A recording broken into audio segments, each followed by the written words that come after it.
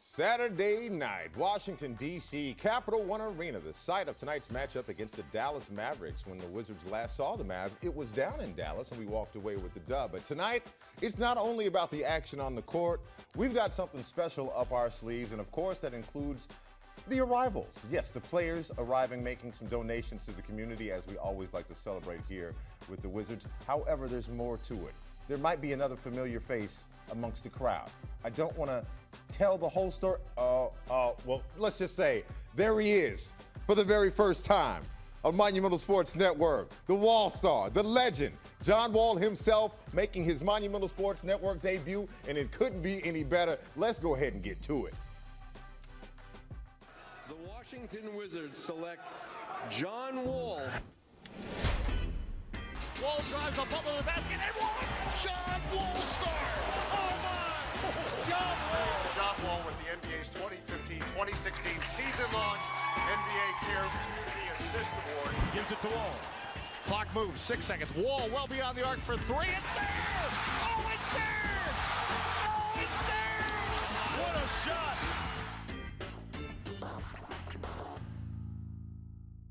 Welcome into Vanna Studios, Wizards Pregame Live. Wes Hall here with Jason Smith and John Wall.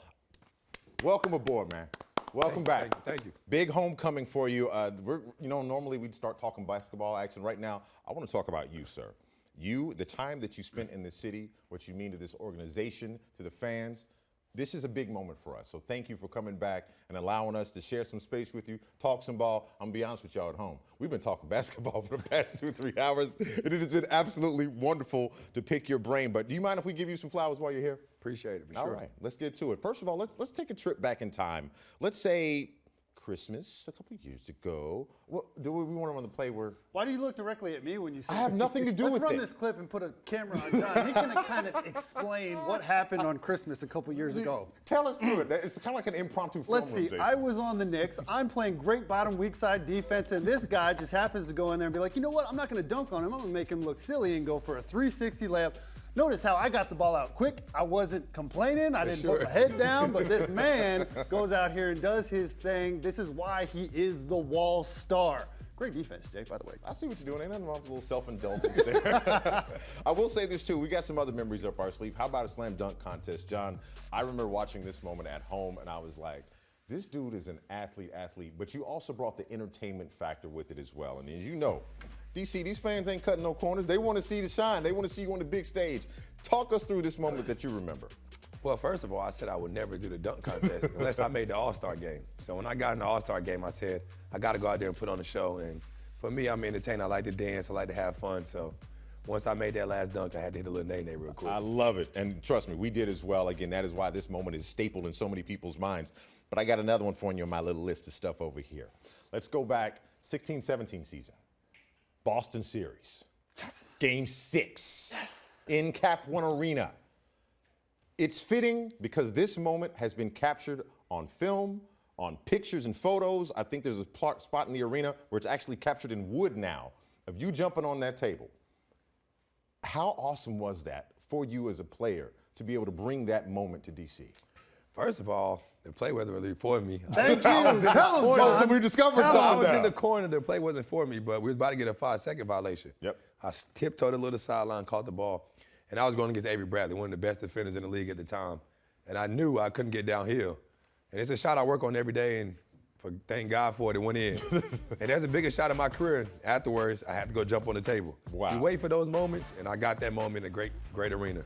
John, just thinking about this moment, you see the crowd, they're there. First of all, shout out to the unis that way. We always love the uniforms. Yeah, It's one gotta of my love 'em. favorites.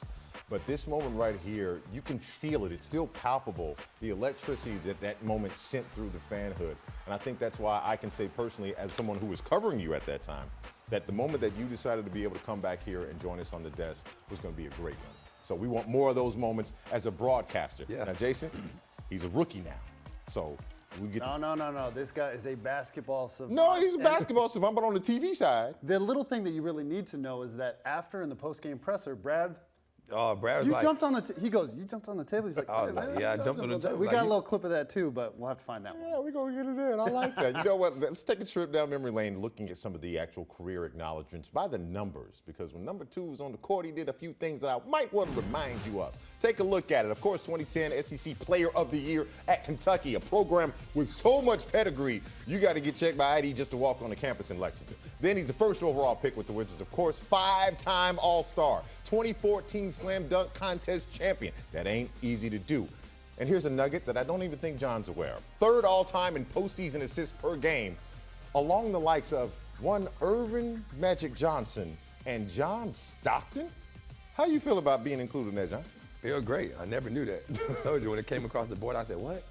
I never knew that. But I think that's just a testament to how I was as a player, trying to get my teammates involved.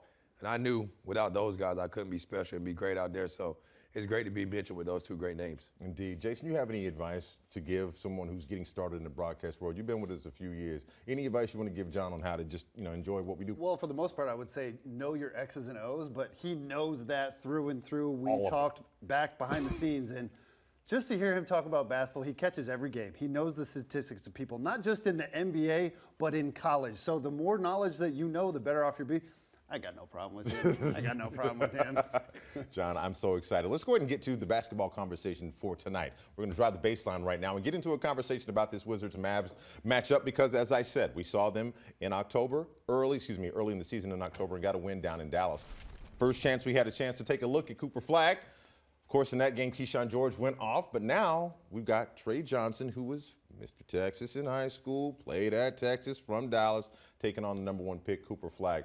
John, I'm coming to you with this one first because it's important to talk about a number 1 pick from a number 1 pick. We know what Cooper's doing down there. We know what Dallas's record is, but I'm curious, how do you kind of disturb a number 1 pick? How do you make him feel uncomfortable, especially after he took a loss to you already? I think, first of all, with them right now, he's playing the point guard role. So he has to try to figure out that. And point guard is the hardest position to learn coming into the NBA. Yeah. So I think picking him up full court, making him uncomfortable, making him turn his back, and then see if he can really run the offense. But Cooper Flagg, he's getting more and more confident game by game. And you just got to hope he's not making shots. But he's finding his niche throughout the league right now. Jason, we were there to witness that first game. And from what you took from it, how does Washington capitalize and try to consistently keep him from unlocking his game so far? Put the best defender on him. Make sure you make him uncomfortable out there. You see the rookie comparison between the 2 players of Trey Johnson and Cooper Flagg. I mean, right now, Trey Johnson is playing very well. He's playing within the system. Cooper Flagg is trying to navigate how he's supposed to be operating out there on the floor. And as John said, he is a point guard right now. He's typically the small forward or power forward. And if you're going to try and disrupt him, be physical, be aggressive with him. He's always been the strongest, fastest player in high school and in college. Now he's come up to the pro level. He's had a little bit of a stumble, but I feel like he's such a high caliber player. He's going to figure out eventually. Just hopefully not tonight. Be a little chaos, right? Yeah, I think so. Like you say, he's found his niche, he's found his role, and then he has to be the main guy now. Yeah. AD's out, Kyrie's not playing right now, so he's the number 1 option. But he's getting more and more comfortable. They're finding ways to put him in pick and rolls, make sure he catch the ball a little bit on the sideline. So he'll be fine, but Trey Johnson is having a better year right now. Yeah. That's the perfect segue. That's not a rookie move there, John. That's not a rookie move. That's what we call a professional segue. Let's talk about Trey Johnson. Of course, we love that Trey's been able to do drafted here this past year, and I know Trey's a certified bucket. I've called him a gym rat on purpose multiple times because he loves the game of basketball. I want your impression of what you've seen out of him so far. A bucket getter. He's going to get a bucket wherever he wants. He's a great shooter, great form. And like I've always heard and seen, he loves to be in the gym. Can't get him out the gym. I think for him, he's just finding his role. Sometimes he's coming off the bench, so you're trying to see if you're going to be that 6th man. The last game, he got an opportunity to start, and he's been scoring the ball well. I think he's just figuring it out. And when he does those little things of finding the shooters, passing the ball, and playing defense, he'll get opportunities and more minutes out there. Jason, number 6 overall pick, was inserted in the starting lineup last game. And again, when you see how he was able to perform, double-digit scoring, 19 points, not 18, because they went back and fixed the free throw. They changed it on me? They had to take the free throw for you. Right, they added the free throw. But 19 points is his first game as a starter. Is that the way that you want to step into this league, by having that kind of confidence in that? Well, absolutely, and the way that he's doing it is amazing. He's actually playing within the flow of the offense. He's doing a great job of shooting the basketball. He shot 39% in Texas. He's doing just the same. You always think that there might be a little bit of a transition period for a young guy, maybe a different basketball, but for him, He's going out there. He has had the time in the gym from the time he was drafted to now. He's put in the work. There's no question, if and or but, about that. He's doing a great job of playing that style of offense to say, hey, I'm going to find myself in the right position to have success. He's going to put in the work to do it. I like the fact that you have the will, the ethic, and again, just the want to. Something about a guy that you have to kick out of the gym, everyone. Did they have to kick either one of y'all out of the gym? Him, for They had sure. to kick me out. Sure. But I like for Trey is the one thing about it, he's not forcing shots. No. Yeah. He's coming in playing the right way. You know, like Jason said, you would think a guy would get his numbers to drop percentage-wise. No, I'm playing the basketball the right way. I know I'm a great catch-and-shoot guy, and I'm playing throughout the offense, the Florida offense. Yeah. Man, this is what you want to hear. Number 1 All-Star overall pick, John Wall, giving you a breakdown on the number 1 pick in Cooper Flagg and the first-round draft pick in Trey Johnson. I'm good. Jason, this is a fun way to start the show. Pretty nice. Well done, John. I see what you're doing. I think we might have to keep him around a little bit. By the way, we've got to take a quick break here on Wizards Pregame Live. By the way, something else here on the network, the latest news in sports on everything happening in the world of DC sports. You can join Washington football legend Brian Mitchell and, of course, veteran DC sports reporter J.P. Finley on the B. Mitch and Finley Show. It's weekdays from 10 a.m. to 2 p.m. on Monumental Sports Network. Hi, I'm Trey Johnson from the Washington Wizards, and you're watching Monumental Sports Network. Nice left-hand finish by Trey Johnson.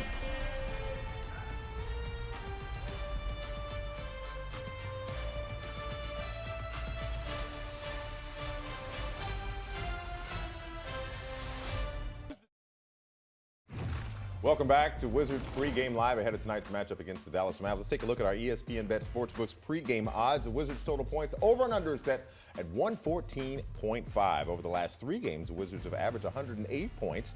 Just a little bit of clarity for you. But again, the Wizards' total points over and under is set at 114.5. This is our ESPN Bet Sportsbook pregame odds ahead of tonight's matchup against the Cavs. By the way, this is night 2 of the first back-to-back, so it's only appropriate on night 2 that we have 2 on the show. Do you feel where I'm going? Now, let's talk some basketball.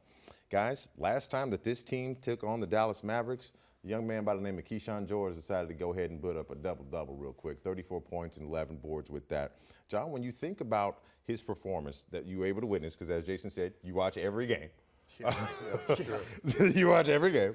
Just what do you think about his growth in his second season now? I think for him, he's just being more comfortable having the basketball in his hands. He can make plays for his teammates. We know he can shoot the ball very well, but I think he's slowed down. The game has slowed down very well for him. But I think just being more comfortable, knowing he can play the point forward role for him, and he's getting to his sweet spot. So he's a guy that's athletic, can shoot the ball, make plays for each other. So against Dallas, he was getting downhill, getting to his sweet spots. You know, I think with Keyshawn, he's done a great job of his jump from his first year to his second year, remaining out of foul trouble, making great decisions in the pick and roll action. He obviously can shoot the ball very well from 3, but the jump for me is his ability to not get fouls right here. He's playing amazing defense, using his hands, using his length, getting the steals, deflections, but also getting to his spots in transition. He feels more comfortable out there from year 1 to year 2. John, for those who don't know, you spent a lot of time in the city of Miami. Obviously, Keyshawn went to Miami, and we've seen what he was able to do. You see the numbers right now, what he did against Dallas. Phenomenal. But I want to talk about what you know about what you've seen from this kid down in South Florida putting in work. Yeah, I would be going to work out, trying to work my way back into the NBA at the time. And at 6 a.m. when I'm in the gym, he's always the first guy in the gym. Wow. And for a college guy, that's great to see. He's willing to work. Coming from France, where he came from, he was always in there working on ball handling, doing all the little things and asking questions, asking for advice. And that's something you would want for a young guy. So to see him to develop and get to this situation, I think it's going to be exciting for him. I appreciate that. Matter of fact, you know what I'd like to do? If we could, if you'll indulge me, let's take a trip in the film room with John and Jason and talk more about it. John, you go first. Yeah, you get Keyshawn George right coming down, get a good pick and roll, get the switch I want. Taking his time, being very patient here. 6'9" against 6'5", backing him down. He's too little. Gotta get the baby out the paint. Get an and one there and finish with a great left hand there. So he's just getting to his spots and taking his time. Next play here, you get a pick and roll. Keep the guy on his hip. Give him a little shoulder bump, one of those shape bumps. The big is in a drop, pull up to a mid-range. And you know, he does a really good job in the pick and roll scenario. If he doesn't like it and he feels like the defender's going to go over, he rejects it, he gets to his spot, he gets his feet under himself, he gets the balance, and everybody knows Keyshawn can shoot that 3. He should have been an M1, but he didn't get the foul. Again, He's going in there, he's going to slip out of that screen. He does a really good job of reading the scenario. If he doesn't have it, he attracts 2 defenders. He gives the nice little pocket pass to the big, and that's really something that he's excelled at. He's not making the turnover, he's making the right play. He's passing it to his teammates, and really now, because he's so offensively dominant, he's getting his teammates involved. He realizes if he can attract the defense, he can get guys going other ways. John, as a point guard with a ton of speed, how important is it to acknowledge the pace that Keyshawn plays with, as big as he is? It's a great pace. Like you say, he has his size, so you can't speed him up. And then you put a smaller guy on him, he's willing to go to the post. He put the work in this offseason to get to the post. If you put a bigger guy that's the same size as him, he's going to put him in pick and rolls and get to where he wants to. And like Jay-Z said, he's more comfortable scoring on all 3 levels now. Yep. So in pick and rolls, you got to trap him. If you don't, he's getting to his mid-range or he's going to make the pocket pass. Keyshawn George, 34-11 the last time he saw the Dallas Mavericks.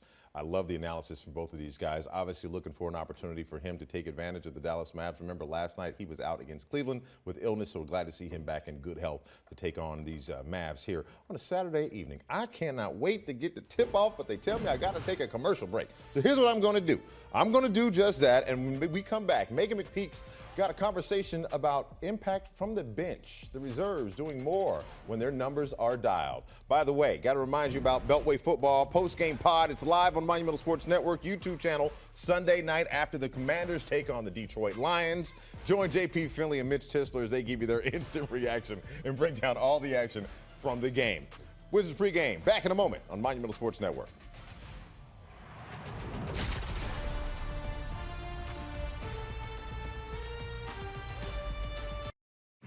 Welcome back. Wizards pregame live. CJ McCollum, the focus of our countdown to tip-off. Under 8 minutes to go. CJ McCollum, that last game, that was yesterday. Season high 25 points. He had 20 of them in the first half. By the way, 6 threes as well. Very much appreciated. But it wasn't just CJ who was helping the Wizards battle the Cleveland Cavaliers. Washington's bench, the reserves, the depth at hand, always been an asset. Definitely going to be utilized tonight. Here's our sideline reporter, Megan McPeak, with more. Yeah, Wes, in order to build winning habits, you need to go through the fire. But you also need to hit some bumps along the way to then figure out what the answers to the problem are. And it also helps when you have a very good veteran presence around you to answer some of those questions. And after last night's game, veteran CJ McCollum had a really great perspective. He said, quote, you need game reps. You need to be able to get hit. You need to be able to execute a game plan against somebody in a different jersey. These guys got meaningful minutes tonight. And if you want to build winning habits, the only way to do it is stack minutes over time and build consistency. That's how you develop players, and that's what we're trying to do. And Wes, these young players, they are gaining great experience that isn't always afforded to young players, especially when you think of the different ways many different teams have gone through rebuilds. So when it comes to this, it's always a situation for not only evaluation, but growth. Wes? Thank you very much, Megan. I appreciate that. You're absolutely correct. Different opportunities, different games present different things to be learned along the way. Tonight, the challenge is what? The big men for Dallas. Now, last night we had the big men for Cleveland, but tonight, no AD, no Lively. But there's a guy that we might. Former Wizard, the landlord, Daniel Gafford. Got to watch out for him. He is a lob threat. He's going to be in a ton of pick and rolls, and he's going to want to block a lot of shots. Yes. So, John, how do this entire team, especially when you talk what Megan was talking about with those reserves, how do they deal with the size and just the vertical advantage sometimes inside? Well, when you know you go those situations, as a point guard, you got to be able to get to the paint. But I think Sarr's having a great year, so you find him in that middle pick and roll situation where he can knock down mid ranges, or he can pick and pop. But at the same time, the only way you go against a shot blocker is attack a shot blocker. And Sarr's a lob threat, a pick and pop threat. So don't be scared to go against him. I like the sound of that. It's going to be a lot of lobs thrown tonight on both sides of the ball. We know what Gaff likes to do. Same thing he liked to do when he was here. He likes to do in Dallas. And as John just said, be prepared for Sarr to take advantage of that as well. But now it's time for us to get to the crossover brought to you by Lexus. And tonight we're doing a little different. Normally I ask Drew a question, but I'm going to ask Chris Miller a question. Chris, my rook, what do you think? Your thoughts, sir? So I woke up this morning really joyful. One, to see the Wizards compete better than they did last night, and two, the guy that's in the studio. I don't want to get emotional, but I talked to John this summer. We were at Bradley Beal's wedding about this opportunity. And for me to see him in that studio is kind of a full circle moment. I'm so proud of him. I'll just leave it there, but you've already seen within less than 20 minutes the IQ that this guy displayed during his entire NBA career, you were his teammate. I'll let you finish it out. But I'm proud of you, Five. Welcome home. Yeah, welcome to the dark side, brother. But listen, hey, good to have you on the team. Excited to hear your insight about the team. And Bub Carrington primarily, what have you seen in young Bub? I don't know how much you've seen of him this season, but last year, what surprised you about Bub Carrington, and what do you think he needs to do to kind of take that next jump? Well, I think one thing, Bud's a young rookie coming in. He got a great mid-range. For me, I think the thing for him, I would say, get to the paint more. Be able to get to the paint more, be able to find your guys, and learn how to knock down a floater. I think that'd be the best thing for him because his mid-range is there. Just get to the floater, get to the paint, and learn how to make the right decisions. That's all I would say. Gentlemen, that's what I want to hear. Let's get to it, guys. Chris, Drew, normally I'd let you take it, but I'm going to be stingy. I'm going to roll out. I got Jay over here for it. You guys ready for some action? Can't wait. Come on, let's run it back. All right, in the words of Chris Miller, the game is yours. Wizards, Mavs, Saturday night showdown in Capital One Arena. John Wall's first show here on Monumental Sports Network is coming to an end, and it's only the beginning. Jason Smith, we had some fun, did we not? We absolutely did. All right, Welcome the back, game's John. next. Welcome back. We'll see you on the other side.